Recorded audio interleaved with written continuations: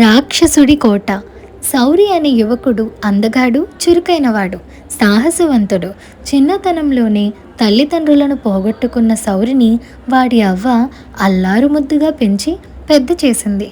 సాహసవంతుడైన సౌరి సైనికుడిగా చేరి రాజ్య రక్షణ చేయాలని ఉవ్విళ్ళూరేవాడు. అయితే వాడి అవ్వ అందుకు ససేమిరా ఒప్పుకునేది కాదు.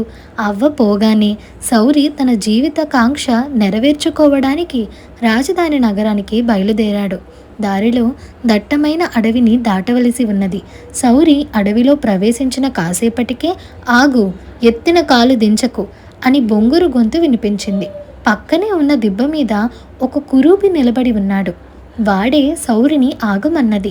సౌరి ఎత్తిన కాలు ఎత్తినట్టే ఉంచి ఏదో అనబోతుంటే కురూపి, సరిగ్గా నీ పాదం పడిన చోట ఒక గండు చీమ ఉన్నది. అది ప్రాణభయంతో వేసిన పెద్ద కేక నా మనసును కలచివేసింది అని అన్నాడు. సౌరి వంగి చూడగా నిజంగానే కురూపి చెప్పిన స్థానంలో గండు చీమ ఉన్నది. ఈ చీమ కేక నీకు వినవచ్చిందా? నమ్మశక్యంగా లేదే అన్నాడు సౌరి చీమ పక్కగా నడుస్తూ దిబ్బ ఎక్కుతూ. ఇందుకు కురూపి, నా పేరు ధ్వని, ఎంత చిన్న శబ్దాన్నైనా నేను వినగలను అన్నాడు. సౌరి ఆశ్చర్యపోతూ, ఇలాంటి వింత శక్తి నీలో ఉంచుకొని అనామకుడిగా ఈ అరణ్యం మధ్యలో ఉన్నావెందుకు అని అడిగాడు. ధ్వని భారంగా నిట్టూర్చి, నా ఈ వికార రూపంతో నేను నలుగురిలో ఉండి అవమానాలు పొందటం కన్నా ఇలా ప్రశాంతంగా అరణ్యంలో బతకడం మంచిదనిపించింది అన్నాడు. సౌరి ఆప్యాయంగా ధ్వని భుజం తట్టి, నువ్వు చేయని నేరానికి నువ్వే శిక్ష విధించుకుంటావా? నేను సైనికుడిగా చేరి దేశ సేవ చేయాలని రాజధాని నగరానికి వెళ్తున్నాను. మన దేశానికి నీ సేవలు కూడా ఎంతగానో ఉపయోగపడతాయి. నువ్వు కూడా నాతో పాటు రా అని అన్నాడు. ధ్వని సరేనని సౌరి వెంట బయలుదేరాడు. మిట్ట మధ్యాహ్నం వేళ వాళ్ళిద్దరూ నీళ్ల కోసం వెతుకుతుంటే ఎండ తీవ్రంగా ఉన్నది, కాసేపు విశ్రాంతి తీసుకుని వెళ్ళండి అన్న మాటలు ఒక రాళ్ల గుట్ట మీద నుంచి వినపడ్డాయి. ఆ మాటలు అన్న వ్యక్తి ధ్వని కన్నా కురూపి.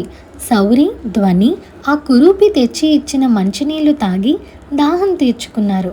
నువ్వు దుస్తుల చాటున నడుముకు బిగించుకున్న డబ్బు మూట ముడి ఒకటి ఊడింది, మరొకటి కూడా ఊడితే మూట కిందికి జారిపోగలదు, జాగ్రత్త అన్నాడు ఆ వికారి. సౌరి డబ్బు మూటను బయటకి లాగి చూశాడు. ఆశ్చర్యం, వాడు చెప్పినట్టుగా ఒక ముడి ఊడి ఉన్నది. దుస్తుల చాటున ఉన్న డబ్బు మూట నీకెలా కనిపించింది అని సౌరి వాణ్ణి అడిగాడు. నా పేరు దృష్టి, గోడ కవతల ఉన్న వస్తువులు కూడా స్పష్టంగా చూడగలను అన్నాడు వికారి.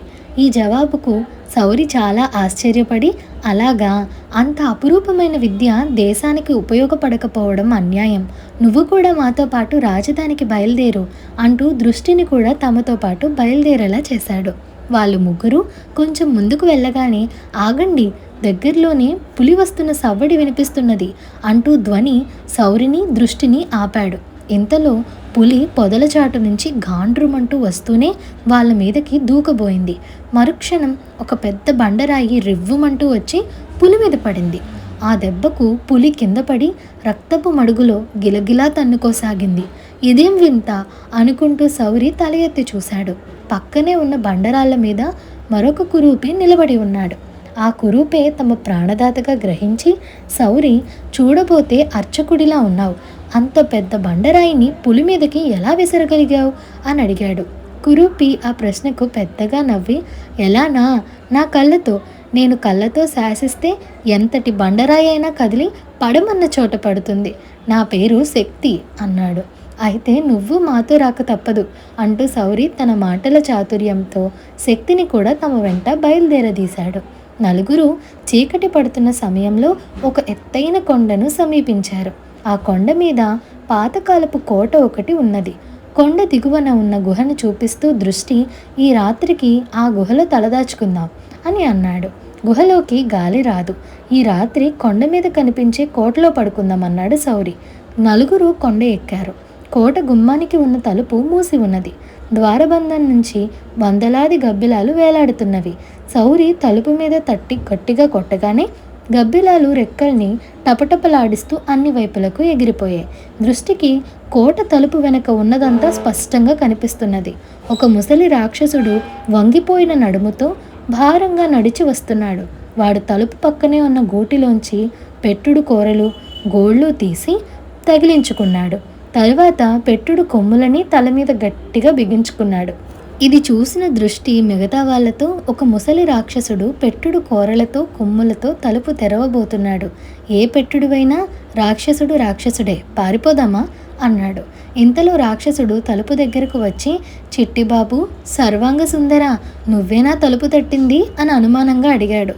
వెంటనే సౌరి, తలుపు తెరవండి రాక్షసోత్తమ, మీ చిట్టిబాబే మమ్మల్ని పంపించాడు అని అన్నాడు.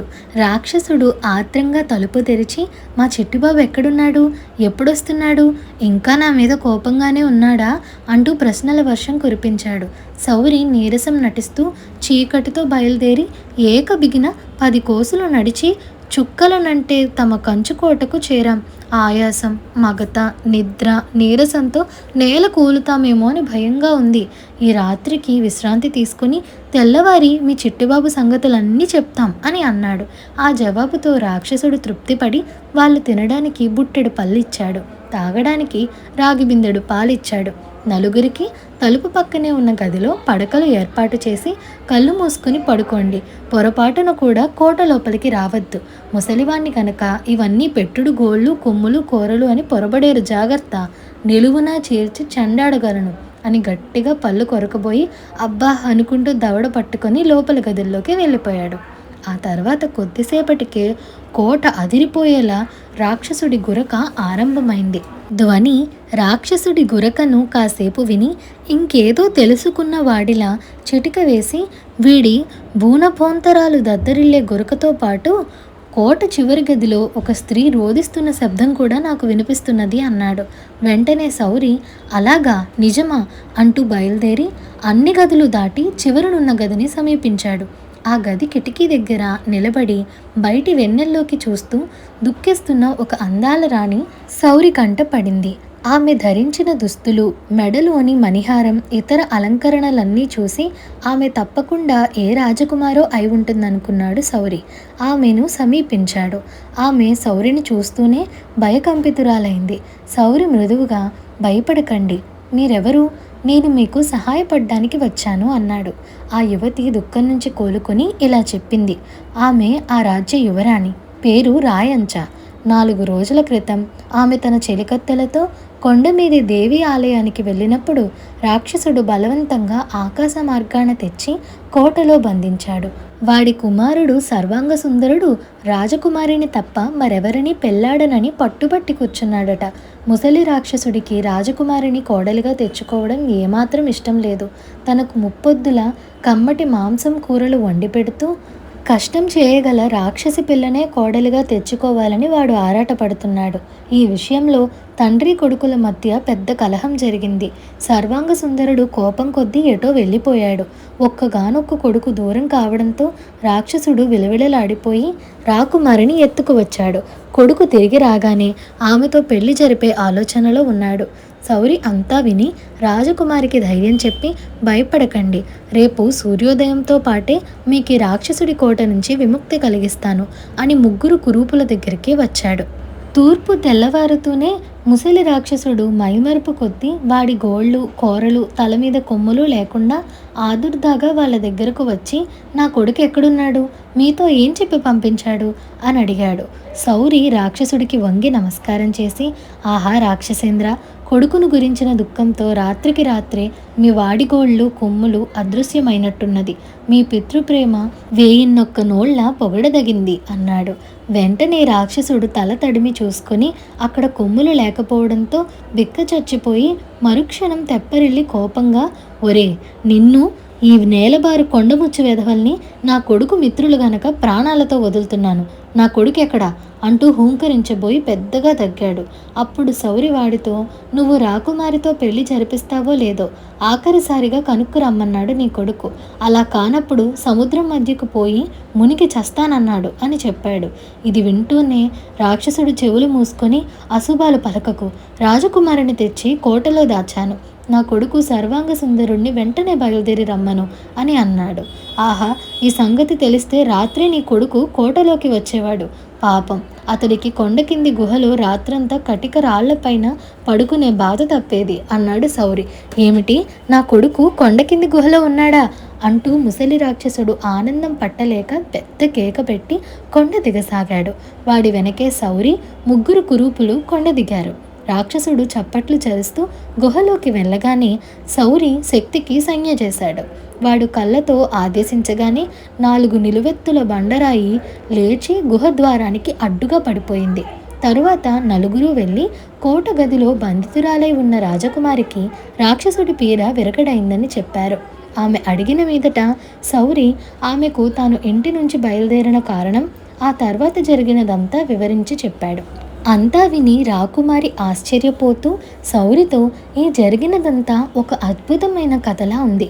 ఒక రాజుకు ఉండవలసిన తెలివి, సాహసం, అందం, సమయస్ఫూర్తి అన్నీ నీలో ఉన్నవి అన్నది చిన్నగా నవ్వుతూ. తర్వాత 5గురు కొండ దిగి కొంత దూరం వచ్చాక ధ్వని వాళ్ళను ఆగమని, నాకు ఏనుగొకటి ఇటు వస్తున్న ధ్వని వినిపిస్తున్నది అన్నాడు. ఆ మాట వింటూనే శక్తి, ఏనుగులంటే నాకు చెడ్డ భయం. ఒరే దృష్టి, అది ఎక్కడున్నదో చెప్పు, ఒక బండరాయిని పంపి దాని కుంభస్థలం బద్దలు కొడతాను అన్నాడు. దృష్టి ధ్వని చెప్పిన వైపుకు చూసి, ఆ వచ్చేది పెంపుడు ఏనుగు. దాని మీద ఉన్న చిన్న అంబారీలో ఎర్రటి తలపాగాతో తెల్లటి బుర్రు మీసాలతో ఒక ఆయన కూర్చున్నాడు. పక్కన గుర్రాల మీద ఈటెలు పట్టుకున్న భటులు, వెనక డప్పులతో దండోరా వేసే మనుషులు అన్నాడు. వెంటనే రాకుమారి, అయితే ఆయన మహామంత్రి అభయవర్మ. ఆయనకు ఈ ప్రాంతాలకు రావాల్సిన అవసరం ఏమిటి అంది ఆశ్చర్యపోతూ. అప్పటి వరకు అంతా మౌనంగా చూస్తున్న సౌరి, రాకుమారి, ఇక నాకు సెలవిప్పించండి. మీరు మీ మంత్రి గారిని కలుసుకుని నగరం చేరవచ్చు. నేను నా మిత్రులు బయలుదేరి నగరానికి వెళ్తాం. అక్కడ నాకు రాజుగారి కొలువులో సైనికుడిగా ఉద్యోగం దొరక్కపోదు. ఆ తర్వాత మహాశక్తిమంతులైన నా 3 మిత్రులు రాజధానిలో గౌరవప్రదంగా జీవించే ప్రయత్నం చేస్తాను అని అన్నాడు.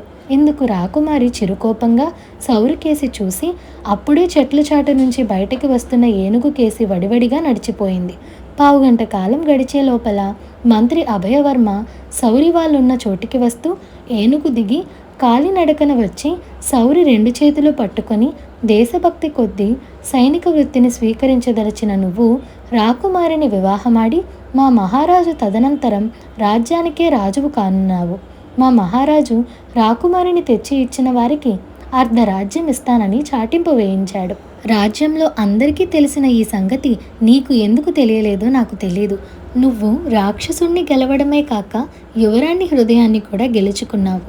అందువల్ల భవిష్యత్తులో ఈ రాజ్యానికి నువ్వే రాజువు. పద, అంబారీలో ఆసీనుడివికా. నీ మిత్రులు గుర్రాలెక్కి మన వెంట రాజధాని నగరం వస్తారు అని అన్నాడు. ఈ కథ మీకు నచ్చినట్లయితే like, share, subscribe to Priya stories Telugu. Thank you for watching.